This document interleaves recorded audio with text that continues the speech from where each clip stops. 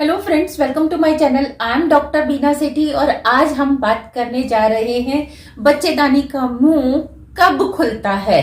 बहुत सारे हमारे व्यूअर्स हमसे पूछते हैं कि मैडम इस पे बताइए कि बच्चेदानी का मुंह कब खुलता है, कब प्रेगनेंसी हो सकती है, हम कंसीव कर सकते हैं और कब सेफ डेज हैं अगर हम रिलेशन बनाएं तो भी प्रेगनेंसी नहीं होगी अगर हम विदाउट प्रिकॉशंस रिलेशन बनाते हैं। तो देखिए, आपका जो क्वेश्चन है वो वाजिब है, तो जवाब हम दे रहे हैं आपको। आपके सारे छोटे छोटे डाउट्स के आंसर इसमें मिलने वाले हैं, तो वीडियो को एंड तक जरूर देखिएगा। हो सकता है आप इसमें से किसी एक रेंज में आते हो और आपको आपके सारे डाउट्स का आंसर मिल जाए, क्योंकि ये ऐसे क्वेश्चन है जिनको आप किसी और से खुलकर नहीं पूछ पाते। तो सबसे पहले हम देखते हैं कि बच्चेदानी का मुंह कौन कौन सी परिस्थितियों में खुलता है।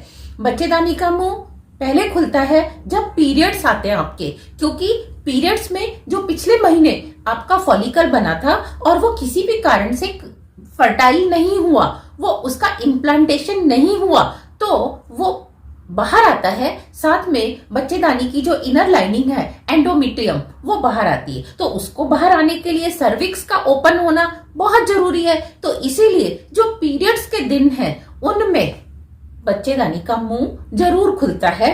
तो ये आप समझ सकते हैं कि 1 से लेके 5 तक जो दिन है वो उन दिनों में बच्चेदानी का मुंह खुला रहता है। और साथ में चाहे आपका पीरियड साइकिल 28 डेज का है, 28 से 35 डेज का है, 36 से 42 डेज के बीच में है, या 21 से 28 यानी कि 28 से छोटा साइकिल है आपका, या 20 दिन से भी छोटा है, या 15 दिन से भी छोटा साइकिल है, तो आप ये मान के चलो कि जो पीरियड के दिन है उन दिनों में सर्विक्स खुला रहता है और आप जब इजैकुलेट करते हैं तो कुछ स्पर्म्स अंदर चले जाते हैं। अब ये डिपेंड करता है पर्सन टू पर्सन कि उसके स्पर्म्स वहां 2 दिन जिंदा रहते हैं, 4 दिन जिंदा रहते हैं, या 5-6 दिन भी जिंदा रह सकते हैं। इनके जिंदा रहने के लिए 2 बातों का होना बहुत जरूरी है। पहली चीज, स्पर्म्स हेल्दी हों, और दूसरी चीज, सर्विक्स के बाद जहां यूट्रस शुरू होती है वहां की पीएच एल्कलाइन होनी चाहिए। अगर एल्कलाइन पीएच है तो स्पर्म्स की लाइफ बढ़ जाती है, और अगर एसिडिक पीएच है तो स्पर्म्स की लाइफ और कम हो जाती है। तो फीमेल के ऊपर भी डिपेंड करता है और मेल के ऊपर भी डिपेंड करता है कि स्पर्म्स वहां जिंदा रहने वाले हैं या नहीं रहने वाले, आपको उसका फायदा मिलने वाला है या आपको फायदा नहीं मिलने वाला है। और दूसरी परिस्थिति होती है जब बच्चेदानी का मुंह खुलता है, वो होता है ओवुलेशन डे। जो आपका ओवुलेशन डे होता है उससे 1 दिन या 2 दिन पहले ही आपको लिक्विड डिस्चार्ज आना स्टार्ट हो जाता है। वो भी पर्सन टू पर्सन अलग होता है। किसी को 2 दिन पहले से लिक्विड पानी जैसा आना स्टार्ट होता है, किसी को दूसरे 1 दिन पहले आना स्टार्ट होता है, तो किसी को 12 घंटे पहले ही। ये सब डिपेंड करता है आपकी अपनी हेल्थ कैसी है और आपकी एज क्या है, आपका हार्मोनल लेवल क्या है। तो इस तरीके से जो ओवुलेशन डे होता है वो ऑन एंड ऑफ, अगर हम रफली उसको कैलकुलेट करें, वैसे तो उसका जो कैलकुलेट करने का मेथड है वो temperature method the best method है, जिसमें आपको बिल्कुल सही और सटीक जानकारी मिलती है। और अगर आपने हमारा टेम्परेचर मेथड वाला वीडियो नहीं देखा है तो आप उसको देख सकते हैं कि उसमें आपको पता चलेगा कि कैसे टेम्परेचर को चेक करके हम अपना ओवुलेशन डे ट्रैक कर सकते हैं। तो जो ओवुलेशन डे ट्रैक करना है उसको अगर हम रफली कैलकुलेट करें, ये एग्जैक्ट नहीं होता, इस मेथड से केवल आपको एक रफ आइडिया लगता है कि अगर 28 डेज का साइकिल है तो वो 14th डे पे ओवुलेशन होता है और उस दिन बच्चेदानी का मुंह खुलता है। और इसीलिए जब आप इजैकुलेट करते हैं तो स्पर्म्स अंदर चले जाते हैं। ये तो थी हमारी आइडियल कंडीशन। लेकिन अगर आपका पीरियड साइकिल 28 डेज से बड़ा है, 28 डेज के बाद 29 है, 30 है, 32 है, 33, 34 कुछ भी है, तो हम क्या देखते हैं कि वो 15 से लेकर और 22 दिन तक जो पीरियड के बाद वाला 15 से 22 वाला दिन है उसके बीच में भी जो ओवुलेशन होगा और बच्चेदानी का मुंह खुल जाएगा। तो यानी कि 1 से 5 वाले दिन भी खुला रहेगा और 15 से 22 इधर 1 से 5 वाले दिन भी खुला रहेगा और 14th डे पे भी खुला रहेगा। लेकिन अगर आपका पीरियड साइकिल काफी बड़ा है 36, 37, 38, 39, 40, 41, 42 डेज का है तो आपका जो बच्चेदानी का मुंह है वो 23 से 29 डेज पे आप ऐसे कर सकते हैं। अगर 36 डे का साइकिल है तो 23rd डे पे और अगर 37 का है तो 24th डे पे जरूर खुलेगा और इधर 1 से लेके 5 दिन के बीच तक पीरियड में खुला रहेगा। तो यहाँ अगर आपने रिलेशन बनाया है और कोई स्पर्म अंदर रह गया उसका फायदा आपको यहाँ मिल सके इसके चांस बहुत कम है। यानी कि आपने अगर इन दिनों में अनसेफ रिलेशन बनाया है तो आप कंसीव नहीं कर सकते। यहाँ आपने तीनों ही केसेस में अगर आपने अनसेफ रिलेशन बनाया है विदाउट प्रोटेक्शन तो आप क्या करेंगे, कंसीव नहीं कर सकते क्योंकि ओवुलेशन काफी दूर है।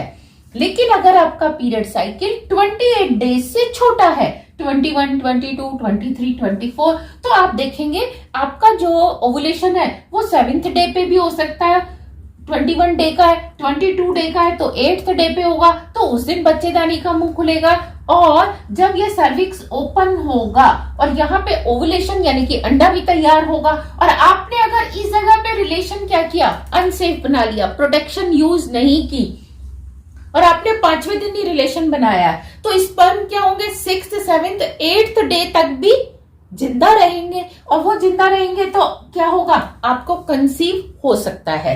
इसी तरीके से जब आपका पीरियड साइकिल 20 से भी छोटा यानी कि 15 से 20 दिनों के बीच का है, 16-17 दिन बाद ही आपको पीरियड्स आ जाते हैं तो आप देखेंगे कि ये भी 1 to 5 है और ये भी 1 to 5 है। तो ऐसे केसेस में अगर आप 5 दिन के बाद यानी कि पीरियड के बाद 9th, 10th, 11th डे पे रिलेशन बनाओगे तो हो सकता है आप कंसीव कर ही ना पाओ। और आपको अगर कंसीव करना है, पीरियड साइकिल छोटा है तो आपको एट एनी कॉस्ट पीरियड के दिनों में ही विदाउट प्रोटेक्शन रिलेशन बनाना होगा। लेकिन अगर आपका पीरियड साइकिल 15 से छोटा है तो आपको डॉक्टर से जाके मिलने की जरूरत है क्योंकि ऐसे केसेस में आपका डे 1 पे ही जिस दिन आपका पहला फॉलिकल गया उसी दिन क्या है, आपका दूसरा फॉलिकल तैयार हो गया और आपने रिलेशन नहीं बनाया तो आप कंसीव नहीं कर पाएंगे। तो ऐसे केसेस में डॉक्टर्स आपको मेडिसिन देते हैं, आपके पीरियड साइकिल को थोड़ा लंबा करते हैं और फिर आप कंसीव कर पाते हैं। तो ये तो था अगर आप कंसीव करना चाहते हैं तो आप इस इंफॉर्मेशन का बेनिफिट ले सकते हैं। लेकिन अगर आप अभी प्लान नहीं कर रहे और आप विदाउट प्रोटेक्शन इंटीमेट होना चाहते हैं और साथ में कंसेप्शन के डर को भी अपने दिमाग में नहीं रखना चाहते तो आपके लिए जो सेफ डेज होंगे आप ऐसे कैलकुलेट कर सकते हैं कि 14th के बाद आप 16th से लेके 28th तक रिलेशन बनाइए, अनप्रोटेक्टेड, कंसीव नहीं होगा। इसी तरीके से यहाँ 24 डेज के बाद आप रिलेशन बनाइए, यहाँ पे आप 30 डेज के बाद बनाइए और यहाँ पे आप फिर 16 के बाद रिलेशन बनाएंगे तो क्या होगा, ओवुलेशन खत्म हो चुका होगा, आप रिलेशन बनाएंगे, कंसीव नहीं होगा। और जहां ये लंबे दिन है, इन दिनों में जहां आपका पीरियड साइकिल काफी लंबा है तो आप देखिए 5 और 15 के बीच में काफी गैप है तो आप अगर यहाँ पे करीब करीब 12 से लेके 15 तक रिलेशन बनाएंगे तो हो सकता है स्पर्म अंदर रह जाए और कंसीव हो जाए।